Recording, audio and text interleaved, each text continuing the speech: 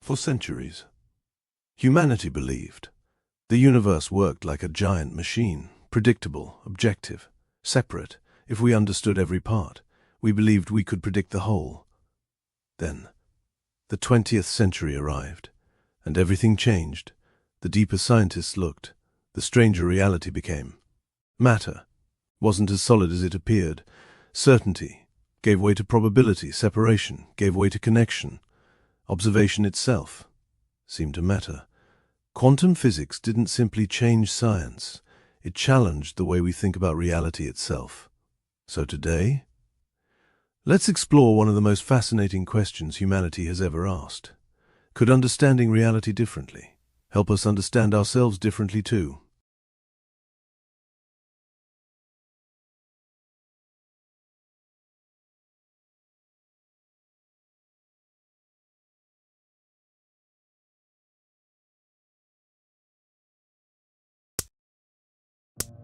For hundreds of years, classical physics gave humanity an extraordinary picture of reality. The universe resembled a perfectly designed clock.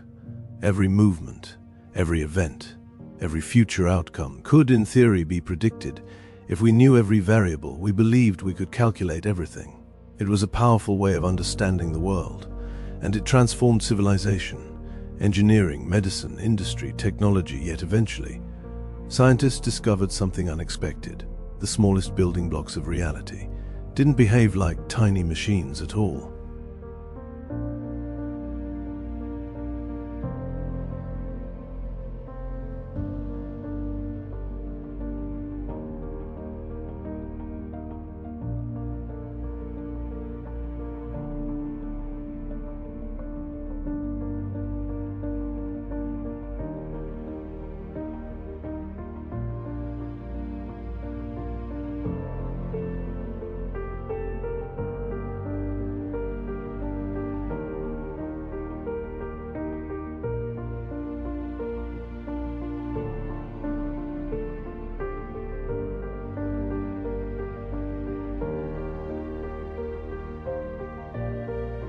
Quantum mechanics revealed something extraordinary. At the smallest scales, nature behaves differently. Instead of certainty, there are probabilities. Instead of continuous energy, there are tiny packets called quanta. Instead of simple independence, particles can become entangled, and perhaps most surprisingly, measurement itself appears to influence what we observe. None of this means reality is magic. Nor does it mean every popular claim about quantum physics is true, but it does mean our understanding of reality became far more mysterious than anyone expected. Few scientific debates have shaped modern thought more than the conversations between Albert Einstein and Niels Bohr. Einstein admired quantum mechanics, but he refused to believe that nature itself was fundamentally probabilistic. He famously remarked, "God does not play dice." Bohr disagreed. He argued that quantum theory wasn't incomplete. Reality itself was stranger than classical intuition suggested. For decades, the disagreement remained unresolved. Then, experiments inspired by John Bell and carried out with increasing precision consistently supported quantum entanglement. Today, the scientific consensus broadly accepts that Bohr's interpretation captured essential features of quantum reality, while Einstein's hope for local hidden variables has not been supported by experimental evidence. Science moved forward, not because one man won an argument, but because nature answered the question. One idea often emerges whenever people discuss quantum physics: the idea that we are all one. This phrase inspires some people. It frustrates others. Why? Because it can be misunderstood. Many hear it as a denial of individuality. Others worry it dismisses suffering, culture, or personal responsibility. But perhaps there is another way to understand it. At one level, every human being remains unique. Every life, every story, every choice matters. Yet, at another level, science increasingly reveals that nature is deeply interconnected. Ecology, biology, physics, human societies, none exist in complete isolation. Perhaps unity and individuality are not opposites.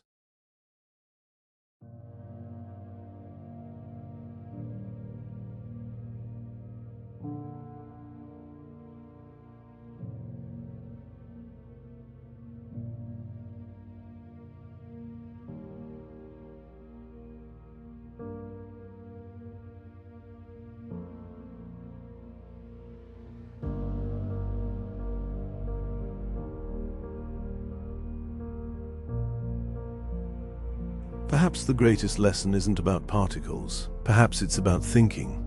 For generations, we've divided knowledge, science, religion, politics, economics, education, health, technology, each studied separately. But reality isn't separated. Every system influences every other system. A struggling education system affects health. Health influences productivity. Technology shapes attention. Attention shapes democracy. Perhaps the world has never been fragmented. Only our thinking has.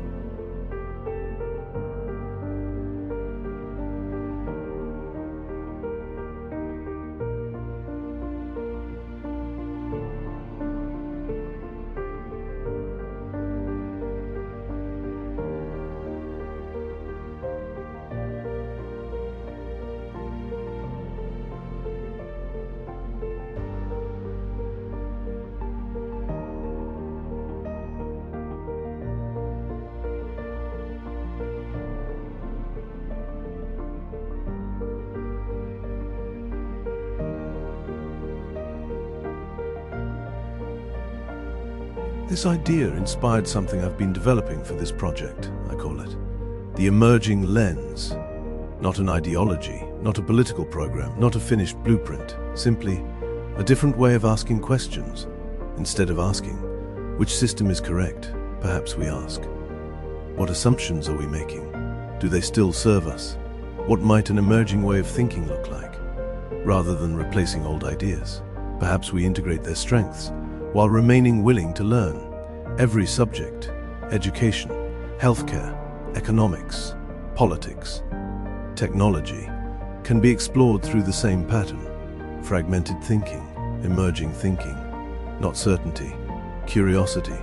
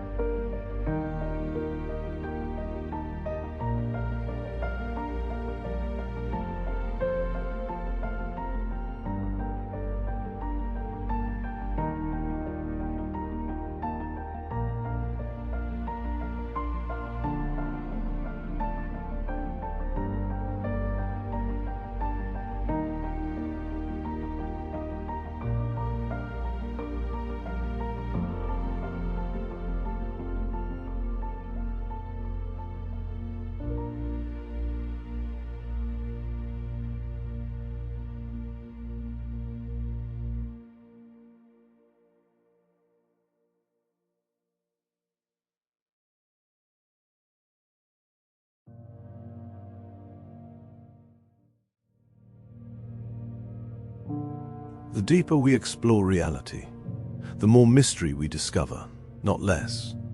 Perhaps that's something worth celebrating, because every great discovery begins with the humility to admit we don't yet understand everything. This channel isn't about replacing certainty with another certainty. It's about exploring ideas that might help us think more deeply, live more wisely, and flourish more fully. Until next time, become who you were born to be.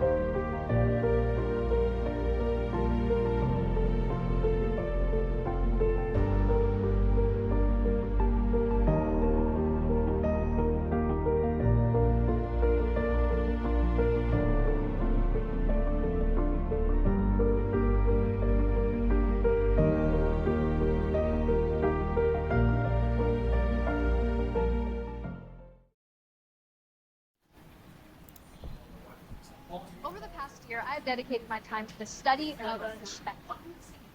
I have interviewed nearly 100 individuals across various demographics. Individuals that are different races, have different occupations, belong to different religions, identify with different genders and sexual orientations, that have different political outlooks and different cultures.